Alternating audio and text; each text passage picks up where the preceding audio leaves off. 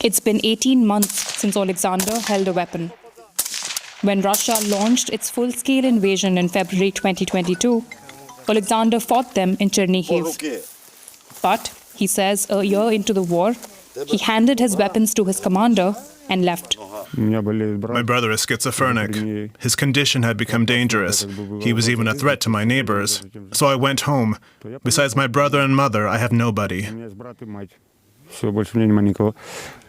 Alexander had no legal way to apply to go.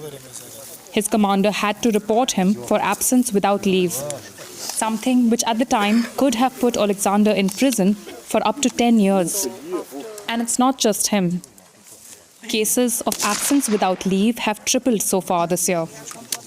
In August, the Ukrainian parliament decriminalized the offense for first-time offenders, if they returned to fight. Alexander readily volunteered to return. Lawyer Oksana Dohoter often represents such runaway soldiers. She says she's heard it all. Men who knew they were being sent to their deaths, men who had breakdowns, men who simply wanted to go home after 2 years on the front. It is difficult to go into battle against a tank or artillery when you know you have no artillery support behind you. When you have only one grenade and 2 ammo magazines, it's suicide. It really is suicide. Decriminalization, she says, was the only option. There was a large number of these crimes, abandoning a military unit and desertion. They did not have time to process them all.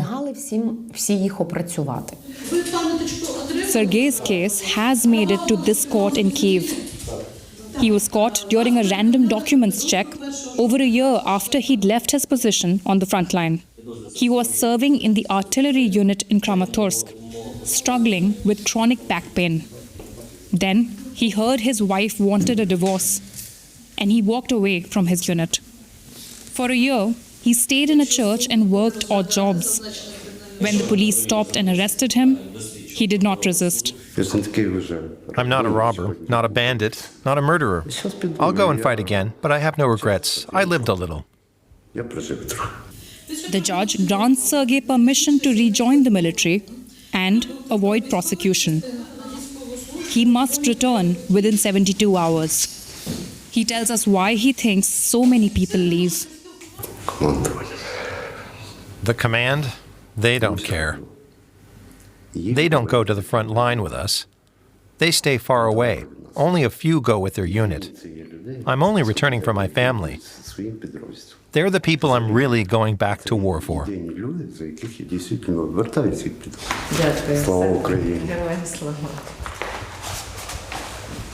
On the front lines, desertion is an uncomfortable subject. A senior officer at this military training agrees to tell us why.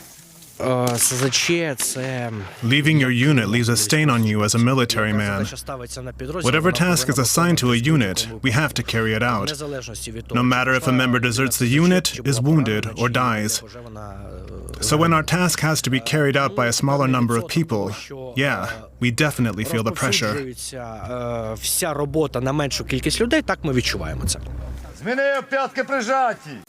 Alexander acknowledges this. What I did was wrong. I left the guys, but I didn't endanger them. It was a personal decision, and they didn't understand. I shouldn't have left, but there was no other choice. Now, Alexander wants to redeem himself.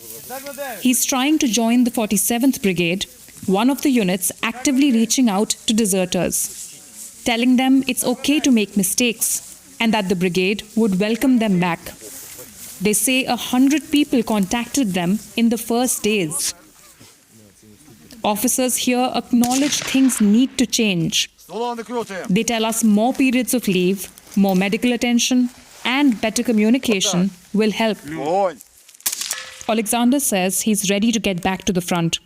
He's scared, but says he's focusing on a vision of the future.